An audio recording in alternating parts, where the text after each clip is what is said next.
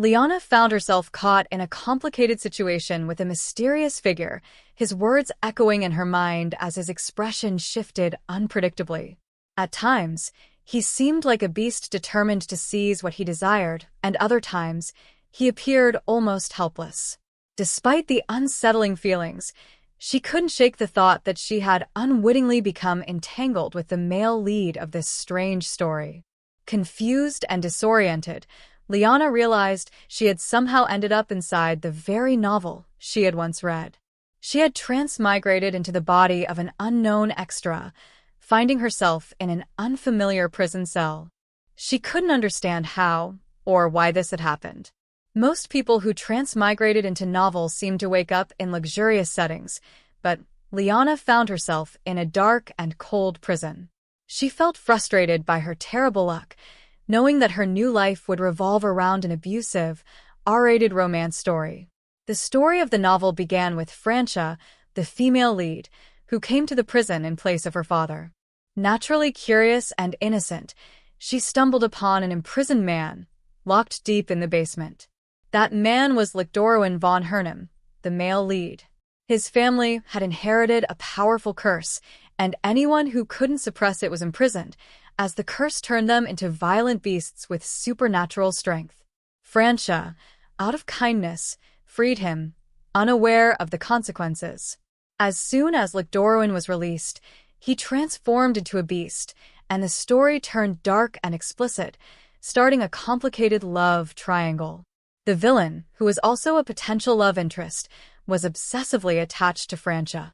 As Liana pieced the story together, she realized she had been thrust into a tense and toxic world where enemies from powerful families clashed and the love triangle endured even in high society. The prison, known as Cambarcum, was a grim and oppressive place, especially for Licdorowin, whose personality seemed to darken due to his harsh confinement. The atmosphere made it hard to imagine anyone remaining sane. Despite the gloomy surroundings, Liana found some comfort in small distractions, like her surprising skill at card games, much to the chagrin of the prison guard, Hans. The central prison housed many imprisoned nobles, and the guards were knights who watched over them. Liana, however, was able to bribe some of them to look the other way as she snooped around. With a little persuasion, she managed to get a brief chance to see Licdorowin's cell. She was amazed at how little care was given to the prison, which was in dire condition. When she finally laid eyes on the male lead, she couldn't help but be struck by his stunning appearance. His beauty was undeniable, but then she heard something utterly strange. He barked like a dog. The situation was even more bizarre than she had imagined. Lana stared in disbelief as the man before her, once calm, suddenly began to bark. Woof, woof. She couldn't help but wonder if the rumors were true. Did the curse that turned him into a beast mean he was really acting like a dog? His condition appeared far from normal, with a magical seal on his neck. It was like something out of the novel she had read, but seeing it firsthand was much more unsettling. The idea that he was restrained by magic, rather than traditional chains, took her by surprise. She barely avoided being bitten, unable to comprehend why the male lead, this man, was acting like a wild animal. Was it because she had reached out toward his restraints? He barked again, his growls growing louder. She needed to calm him down somehow. Looking around, she tried to find something to divert his attention. She offered him a small object, hoping to distract him, but it only seemed to provoke him more when he bit it. Disgusted, she tried to take it back from him, but to her shock, he understood her. Then, to her horror, he bit her. "Wait, did you just bite me?" she gasped, wincing from the pain. It was clear that something was wrong with him, and the situation escalated quickly. As she tried to soothe him, he suddenly stopped, his voice softer now. "You're the first to be bitten by me," he muttered, a bit dazed. Lana, still in shock, struggled to make sense of what had just happened. Was he coming back to his senses? "Have you calmed down?" she asked carefully. He nodded, though it was clear he was still embarrassed. When he explained that this had been his first time biting someone, Lana couldn't help but feel a bit awkward. "You know," she said, "when you keep saying 'my first time,' someone might misunderstand." He panicked at her words. No, it's not. But then he stopped himself. It seemed he had regained some control over his emotions. As the conversation shifted, Lana apologized for her sudden actions and reassured him. What matters isn't your first time, she said. What's important is that you'll keep receiving kindness in the future. Someone kind will come along, and they'll show you compassion. For a moment, it seemed like the conversation had calmed things down between them. She turned to leave, glancing back at him as the faint light from her candle flickered. I'll be back, she said, though she couldn't shake the feeling of curiosity about his true expression. But her departure was interrupted. The warden arrived in a panic. There's been an intruder in the basement prison. The urgency in his voice was unmistakable. The basement was supposed to be a secure, high-risk area. So how had someone gotten in? Lana's heart raced. Were the guards being careless? The warden ordered someone to investigate the breach immediately. The warden ordered an immediate investigation into the intruder's identity. Meanwhile, Lana wandered through the prison, growing increasingly fascinated by the strange environment. Though it was a prison, there seemed to be privileges reserved for the nobles. Extravagant meals, desserts, and recreational activities were part of their lifestyle, which contrasted sharply with the prison uniforms everyone wore. It was a bizarre scene. As she explored, she caught a whiff of a new fragrance, prompting a conversation with a nearby prisoner. They discussed how it was the first of its kind, and Lana couldn't help but think back to Rick Dorian's earlier words. He had mentioned she was his first, and she wondered if this was leading to some kind of romance. But she quickly dismissed the idea, knowing it couldn't happen in the context of the novel's plot. Rick Dorian was trapped by a magical restraining seal, and only the female lead of the original novel could release it. This fated person was meant to be the one who could free him after 4 years. Lana, however, had no idea when or why she had been imprisoned. She had no memory of her conviction. When a fellow prisoner, Baron Pilates, noticed her sighing, he asked if she was thinking about her release. Lana felt uneasy at the mention of being a convict. Don't say release, she replied. It makes me feel like I'm a real convict. The Baron, who had been charged with fraud, sat next to her and suggested they talk. He offered a humorous perspective, even pointing out a mirror and claiming that just looking at her reflection would be fun. Lana didn't find it amusing. They shifted the conversation to more serious topics, like the Dormulet Duchy, one of the 3 dukedoms of the Empire. It was the house of the villain in the original novel, and Lana knew that understanding the plot of the novel could help her figure out how to live comfortably once she was released.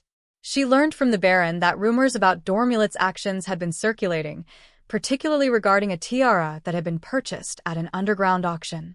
This tiara, it turned out, had belonged to the Empress and was mentioned in the original story, where the female lead found it at the villain's mansion.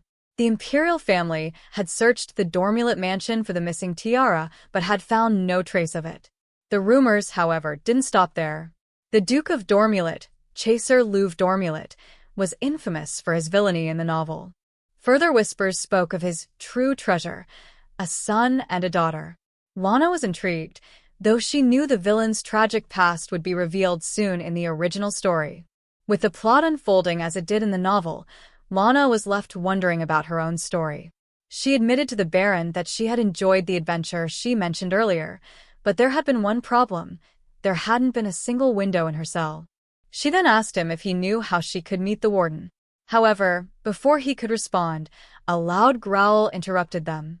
It was Rick Dorian, who had suddenly reverted to his more beastly state.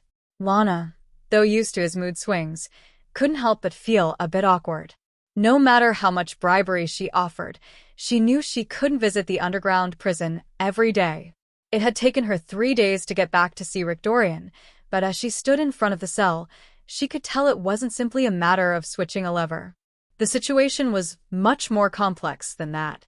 Lana continued her conversation with Rick Dorian, trying to make sense of his behavior. He seemed to understand her words perfectly, but he wasn't speaking like a normal person. She was frustrated, but still tried to offer him some bread she had sneakily brought from the kitchen. Though he seemed to understand her well, he made dog-like noises instead of responding verbally, which left her confused. "Do you like bread?" she asked, trying to keep things light. She noticed how aggressively he ate and warned him, "Eat slowly, or you might choke." She had a feeling something like this would happen, and sure enough, he nearly choked on the bread. "See? "I told you," she said, scolding him. "Don't bite me. If you do, I'm going to scold you. Do you understand?" Dorian's behavior shifted again, and he seemed to be back to his more hostile state. Lana, however, was unfazed. "You were eating so nicely just now, using my hand," she remarked with a smirk. But then she sighed and muttered, "Take responsibility or don't touch me. Someone else will take care of that." She knew she was only joking, but she couldn't help herself. Lana shifted the topic, speaking about the heroine, or the female lead from the novel. "The heroine is beautiful, kind, and has special abilities. She can free you from your shackles." "Perfect, right?" she said with a hint of sarcasm. "That's why I came to see you so confidently. But it's too dark here." She explained how life for the central prisoner was one of luxury, delicious meals, tea times, and even walks. But that was far from the case for Dorian. His prison life was designed as nothing but hardship, reflecting the tough journey of the main character in the novel. It was clear that this wasn't the life he wanted. Lana pointed out the darkness surrounding them, with no sunlight and the musty smell of moss in the air. The prisoners were allowed one walk a day, but the area was just withered grass and dried flowers. "What I'm trying to say is, don't you want to take a walk?" she asked. Dorian seemed confused. "What is a walk? Is that where you got stuck?" he asked. Lana tried to explain, saying, "Going outside. I can't go outside. But what if you can? Would you?" She knew he wanted to go outside, but his silence spoke volumes. "I know you want to go out," she said, reading him well. However, her hopes were dashed when she realized that the warden's approval was needed for any walks. She'd heard that even if someone requested a meeting, it wasn't easy to get the warden's attention. Lana, unsure if she'd even get the chance to meet with the warden, still managed to sneak into the underground prison.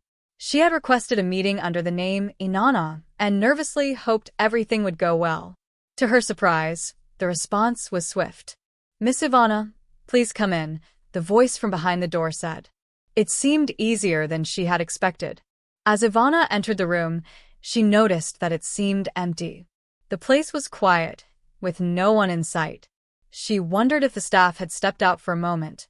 The structure of the prison was a complicated hierarchy, with guards at the bottom, consisting mostly of junior and mid-level knights. Above them were the chiefs of guards, and higher still were the administrators. At the very top was the chief warden of Cambercam. The chief warden was a significant character in the novel, often depicted as the right-hand man to the main villain, Chaser. He had committed many heinous acts, working closely with Chaser. His reasons were eventually revealed in a side story, showing that he had an unrequited love for Chaser's nameless younger sister. Despite being a villain, he was surprisingly popular due to his romantic nature. Ivana was about to meet the warden when she was interrupted by someone else. A man entered the room, and Ivana was immediately aware that he wasn't who she had expected. This man was Renéage II Voltiles, a marquis and supporting character in the novel. He was the chief warden of Cambercam. "You're looking for me?" he asked. Ivana, trying to remain composed, avoided showing any sign of recognition. She nodded and spoke. "I have a request," she said, trying to keep the conversation formal. Renéage, curious, asked what the request was. Ivana asked if the rumors about the fair treatment of prisoners were true. Renéage responded honestly, confirming that on the surface, the prisoners were treated fairly, but he implied that there was more to the story than he let on. Ivana pressed further, asking about the rules for prisoners. According to the regulations, unless they were major offenders, all prisoners were allowed to take walks or engage in hobbies. Renéage acknowledged this, but Ivana went on to bring up a prisoner locked away in a solitary, windowless cell in the underground section of the central wing. She learned that this prisoner wasn't a major offender, yet he had been denied the chance to walk or enjoy any form of recreation. "Do you feel sorry for him?" Ivana asked, testing Renéage's response. Renéage gave her a strange look, and Ivana quickly clarified, saying that she was asking out of compassion as she couldn't ignore the plight of someone in such a situation. When Renage asked if she was suggesting this because she pitied the prisoner, Ivana explained that every time she thought of him, she couldn't help but think of her younger brother, which was why she couldn't just pass by and pretend not to see him. However, Ivana wasn't entirely sure if she even had a younger brother, as nobles often referred to distant relatives as close family, so Renage would likely never know the truth. Currently, Rick Dorian, the prisoner in question, wasn't a significant threat, though in the original story, his relationship with Renage had soured after Chaser's arrival. Ivana continued to press for her request, asking that the prisoner be allowed to take a walk. She expected Renage to refuse, but much to her surprise, he agreed without hesitation. "I will grant your request," Renage said. Ivana was shocked by how easily he had agreed. Ivana had been prepared to offer a suitable alternative in case Renage refused her request. But instead of hesitation, Renage agreed immediately, which caught her off guard. He explained that he had already made a promise to her older brother and father that he would grant any requests she made. Ivana was stunned. She had no idea what kind of relationship her family had with Renage. Why would her father and older brother have made such a promise to him? Could it be that Ivana came from an influential family and her standing played a role in Renage's decision? Renage then added that because the prisoner Ivana mentioned was convicted of a magic-related crime, mid-level knights would need to accompany him during his walks. He assured her that he would not be negligent, especially since her brother had asked for this favor. Ivana couldn't help but wonder what kind of deal her faceless brother had struck with Renage to gain such influence. As Renage escorted her out, he mentioned that, even without the promise, he still would have granted her request without hesitation. Ivana was left confused by his words, wondering if there was a deeper meaning behind them. The next day, despite being granted the rare privilege of a walk for the prisoner, heavy rain started pouring, rendering her efforts futile. Her plan of pretending to be a kind-hearted lady was disrupted by Renage, who had already known more about her than she expected. Still, the result was beneficial in the end. As Ivana prepared for the day ahead, a fellow guard warned her to be careful because the prisoner was screaming. Ivana was puzzled and asked, "Screaming?" She thanked the guard for the warning, but when she entered, she noticed something strange. The usual barking from the prisoner was louder and more frantic than before, almost as if he were frightened. The atmosphere was damp, and the smell of the underground prison only added to the unease. Riche Doran had always been treated cruelly by his family, particularly by the Grand Duke. His inability to control his immense power led to him being abandoned and isolated, which left him with a deep fear of water. His family's harsh treatment continued until a last companion arrived in his life. Over time, it became clear that Rakitaran's power was immense, but difficult to control. One day, Ivana, who had taken an interest in him, tried to comfort him by bringing a bell. She asked if he liked the sound, thinking it might be more pleasant than the rain. She also brought other items, hoping to soothe him, and noticed that he seemed to appreciate them. As she wiped him down, Ivana questioned whether animals could catch cold, noting his discomfort. She also saw a rose, remembering that Riche Doran would need to see his companion until the petals fell. Feeling awkward, she wondered if she had overstepped. Riche Doran seemed to get closer, and Ivana found herself flustered, unsure of what to make of his actions. Despite her initial hesitation, she realized she wasn't as scared as she thought she would be. Still, she questioned the strange behavior of this male protagonist, wondering about his intentions. A few days later, the continuous rain caused Ivana to stop visiting Riche Doran, partly because she hadn't been able to maintain a safe distance from him. But the main reason for her decision was the lack of any letters from her brother. Since arriving in this world, Ivana had regularly received letters with empty paper, where she wrote whatever came to mind. She learned later that these letters came from Lana's brother. However, it had been 12 days since she received any, and she began to wonder if she had become a nuisance to him or if something had happened to him. In the meantime, Ivana was approached by a man who noticed her distraction and asked if something was bothering her. She dismissed it, saying it was nothing special. Then, the conversation shifted to Countess Andrea, the woman who had recently fainted from hysteria. Ivana learned that she had woken up 4 days later, still suffering from the same hysteria. It turned out the situation was far more complicated than it seemed. The once decent Andrea family had been completely ruined, leaving everyone shocked. People were particularly surprised that such a prominent family had fallen overnight. The culprit behind their downfall was revealed to be the Black Rose, the future Duke of Dormulet, known as Chaser Love Dormulet. He had launched a major attack, using an extremely powerful weapon. The real issue, however, was that Count Andrea had been a close ally of Archduke Hernim, and the two families were sworn enemies. The long-standing animosity between the Red Rose family, headed by Archduke Hernim, and the Black Rose family, led by Dormulet, had only grown over time. In the midst of all this, the heroine found herself caught in a love triangle, with the hatred between the two families reaching a peak. In a tragic turn, Chaser had killed Rakitaran's father, along with his henchmen and friends, intensifying the conflict between the families. Ironically, Rishtoran, despite the abuse he suffered at the hands of his father, still harbored affection for him. This, in turn, fueled his deep hatred for Chaser, whom he despised to the point of wishing for his death.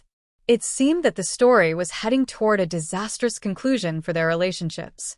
Chaser loved Dormulet, although a cunning young man, had clearly made a fatal mistake this time. Archduke Hernim, who had yet to address the situation, had sent his knights to gather evidence, signaling that things were about to get much worse. However, what was even more unsettling was that Chaser himself had disappeared. As the villain, he was clearly plotting something from a hidden location, likely preparing for an even greater scheme. In the midst of all this turmoil, Ivana found herself worrying about something else entirely. She hadn't received any letters from her brother, who had always been diligent in sending them. She was concerned that something urgent had happened, and her fears deepened as the days passed without word. One day, while reflecting on this, she was reassured by a friend who told her not to worry too much, suggesting that something important must have come up. Ivana, still anxious, questioned whether she would be abandoned once she was released from prison. Despite her concerns, she found herself missing Lana, her brother, deeply. Lana was shocked when she heard the news. There had been a breakthrough in the case of the ruined Andrea family. The culprit responsible was identified, and it was none other than Chaser Love Dormulet. On top of that, Duke Hernim had been gravely injured. Some even speculated that Chaser had either been directly involved or had coordinated with the real culprit. Lana recalled the moment when Chaser killed Rakitaran's father. He had been severely beaten before he died in agony. That must have been the event everyone was referring to. She decided to return home early that day, relieved that it was Chaser Dormulet who was at the center of the chaos. The reason for her relief was that many of Chaser's followers were in the prison, and if Chaser committed any crimes or caused trouble, they could stir up a storm of terror. She definitely didn't want that to happen. It seemed Chaser, the resourceful villain, had returned after going missing for a while. Lana admitted to having mixed feelings about him. She was curious to meet him, but at the same time, she didn't really want to. The world was full of surprises, and that was what made life interesting. As she was about to leave, someone mentioned that she hadn't received a letter in a while. To her surprise, when she opened the letter, it wasn't blank as usual. Instead, it contained a message. "Hello, Lana. How are you doing, my beloved little sisters?" Lana was taken aback by the handwriting and the brief, but personal note. The letter continued with a more playful tone. "Send alcohol, expensive cigars, and luxury items. That should be enough, right? I'm quite proud of myself." Lana couldn't help but chuckle at her brother's odd request, and after reading it, she felt both amused and bewildered. Meanwhile, the rain had stopped, and she reflected on her situation. Just as she was trying to make sense of things, she received word that the chief warden was looking for her. She was summoned to a meeting. When she arrived, the warden handed her a gift from her older brother. It was a pair of earrings, a personal item sent with instructions. No one in the prison would call her by her last name, as per her brother's request. Lana was taken aback, realizing why everyone had been addressing her by her first name. She now understood that her brother had made arrangements for her, and it made her reflect on how much he cared for her well-being. Lana thanked the warden for taking care of her, expressing her belief that her father and brother would also be grateful for the kindness she had received. The warden, however, seemed skeptical. He questioned whether her family truly felt that way before complimenting Lana for being kind, in contrast to her relatives. Lana, confused by his comment, defended her family, insisting that they were good people. The warden then suggested they at least smile, especially since the rain had stopped. He mentioned that the young prisoner she had spoken about would soon be allowed a walk, but with multiple guards accompanying him for safety. Lana agreed that it was fine, though she was surprised by how the prisoner could still smile despite his situation. The next day, as Lana reflected on how nice the weather was, she couldn't help but marvel at how different the prisoner seemed. She thought back to the original novel, where he had been a tough character, but now he was so sweet in front of the woman he loved. Sally, another prison inmate, commented on how sunny the day was, warning that it could lead to sunburn, though she still looked pretty even when burned. Lana noticed that a group of elite guards was accompanying the prisoner, which puzzled her, as she had heard they usually only cared for the most dangerous criminals. She decided to inquire further and approached the guards. When she spoke with Renard, one of the guards, she learned that the prisoner was not going for a walk, but was being taken for custody.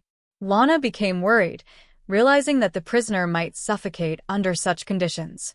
To her surprise, the prisoner seemed to be ignoring her, and when she went to find him, she saw he had escaped. Frustrated, Lana asked the prisoner why he had run away. He blushed and acted flustered, teasing her that she would soon make him blush even more. Lana, relieved to see he was unharmed, reassured him that if he didn't want to explain, it was okay. But the prisoner quickly insisted that it wasn't the case, and with some hesitation, he asked why she hadn't come to see him sooner. Lana waited anxiously, but the prisoner never showed up. She asked why he hadn't come, and the prisoner explained that bribes were required to enter. Without alcohol or cigars, he couldn't provide the service. Lana then wondered if this was the last time she would see him. The prisoner trembled, possibly due to the way others had abandoned him in the past, and it struck Lana's heart. They briefly discussed the walk that had been requested. The prisoner mentioned that he had asked for it and questioned if Lana had been thankful. He then suggested they go on another walk together, asking what she would call him. Playfully, he told her to call him Master, since they would be walking together, but quickly added that he was teasing. He reminded her not to ignore him next time. Later, the warden arrived and commented on Lana's concern for such a dangerous criminal. He asked if she was uncomfortable, to which Lana quickly denied. She learned that the prison guards believed Rakitaran's crime was related to the misuse of magic, and only Renard knew his true identity. Lana noticed a strange rope on the prisoner's wrist, and Renard explained that it was a special rope used for criminals with magic. If the prisoner had a seizure or his mana surged uncontrollably, the rope would tighten to subdue him. However, the situation quickly escalated when Rishdoran started having a seizure. The guards scrambled to control him, but the magic rope failed to activate. Panic spread as the prisoner's condition worsened. Just when things seemed out of control, the prisoner's strength became evident, shocking Lana. She hadn't realized how strong he truly was. As the restraints finally worked again, the guards urgently requested Lana to speak a command to help, but she hesitated, unsure. In the heat of the moment, she finally shouted a command to stop him, not knowing exactly what would happen next. Lana was left in disbelief as the situation unfolded. The male lead, once a prisoner, was now acting in a strange and animalistic way, even walking on all fours. She questioned what was happening, wondering if she had accidentally trained him like a dog. Renard, the prison guard, asked if she was a wizard, but Lana dismissed the idea. She noted how fortunate it was that there was no one around to witness the bizarre spectacle. After some time, Lana and Renard discussed the strange events. The magical restraint that was supposed to control the prisoner's seizures failed to work, which had never happened before. They were puzzled by the lack of response, especially when commands like "stop" were shouted. Lana felt an unusual sense of weakness, but Renard reassured her. They decided to send the prisoner back to his room while they figured out the situation. Lana agreed to help with the task. Meanwhile, the prisoner, Rish-Doran, apologized to Lana for the difficult situation he had caused during their walk. He acknowledged that being tied up wasn't pleasant, but he hoped she had still enjoyed the experience. Lana reassured him, telling him she had liked the walk and didn't mind the circumstances. Rish-Doran admitted that he remembered most of the events that happened while he was under the animal-like state, but couldn't recall everything. Lana found it intriguing that he could remember so much, considering it was such a dark past. Before parting ways, Rish-Doran asked if they would go for another walk in the future, to which Lana replied cautiously. She told him to smile next time they met. Rish-Doran, still unsure about being touched, hesitated but said it was fine for now. Elsewhere, in the Renard estate office, news reached the higher-ups that the prisoner had harmed Lana. However, according to the report, it seemed that Lana was more exhausted than injured. They called for an immediate explanation. Lana was summoned to explain the situation, and it was clear that things were escalating. Lord Chaser had arrived and would be heading to the prison in a few days, giving orders to send medicine to Lana and organize her schedule. Despite the recent commotion, the walks with the prisoner were still expected to continue until the chief warden returned. Lana, who had been worried that the walks might be cancelled after the incident, was relieved to hear they would proceed. There were ongoing discussions about treating Rish-Doran like an animal, but Lana had offered her help, and the situation seemed to be under control. She wondered when Renard would return, and in the meantime, Rish-Doran thanked her for her assistance and mentioned that the chief warden would stop by later that day. The next day, Lana found herself in an awkward situation with Rish-Doran. He woke up early and tried to sit on the cold floor, but she quickly apologized for not offering him a proper seat. The tension was palpable, and as the conversation continued, it became clear that Renard was impressed by how Lana had handled the prisoner, treating him like a dog. However, Lana was concerned that her brother might misunderstand the situation, especially after reading the letter requesting alcohol and cigarettes. She didn't know much about her brother or father, and would only learn more once she left the estate. Despite the awkwardness, Renard continued to insist that the walks for the underground prisoner would continue, aligning with Lana's wishes. As their conversation shifted, Lana learned that Rakitaran's family, the Hernam family, was aligned with the Duke faction, while Renard's family, the Dormulet faction, supported the villain, Chaser Dormulet. This revelation raised doubts in Lana's mind about Renard's true loyalties, especially since he was maintaining a neutral appearance. The conversation veered into the politics of the Empire, where the noble factions were divided, and Lana's family was associated with the Dormulet faction. Renard, however, seemed to have deeper ties with them than initially apparent.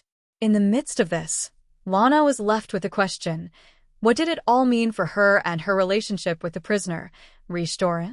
She still couldn't quite figure it out, especially when Renard hinted at spending more time with her, just the two of them. Lana was told to make herself comfortable, but her safety was the most important priority. She was reminded that, as long as she kept that in mind, she could do anything she wanted in the future. However, the situation with Rish-Doran and Chaser's involvement in the prison was unsettling. Lana realized that her family was likely aligned with the villain side, which explained why Renard treated her so well, despite his stern demeanor. There was a growing concern that villains always end up losing, and preparations for the future were needed. As it started to rain, Lana found that the planned walk was no longer possible. She noticed that Rish-Doran seemed to be shaking, possibly because of the rain. Unsure of what was going on, she decided to check on him. When she arrived, there was already someone there before her, which made her uneasy. She briefly considered leaving but decided to stay, keeping her visit a secret. Upon entering, she noticed a strange, pungent smell from inside. It was Rakitaran's scent, a reminder of the abuse he suffered from his father. Lana realized that his father had left marks on him, and she couldn't leave him without help.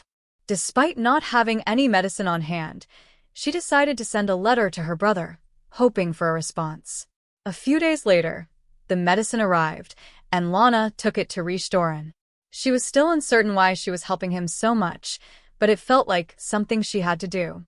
While tending to Rikidoran's wounds, she noticed more of his injuries, including wounds on his eyes. She promised to clean them and applied the medicine, even if it caused him discomfort. During the process, Doran smiled and Lana, flustered, tried to downplay the compliment. Doran then joked about how she was prettier than him, but Lana quickly brushed it off. She continued her work, applying the remaining medicine to his neck and shoulders. When Lana noticed that the medicine included burn ointment, she wondered why her brother had sent it without asking where she had been hurt. His thoughtfulness increased her affection for him. As she finished applying the medicine, she asked Doran to stop breathing so heavily, unsure if it was okay for her to touch him in certain places. The situation left her with a mix of emotions, but she continued to care for him, despite the strange dynamics unfolding around her.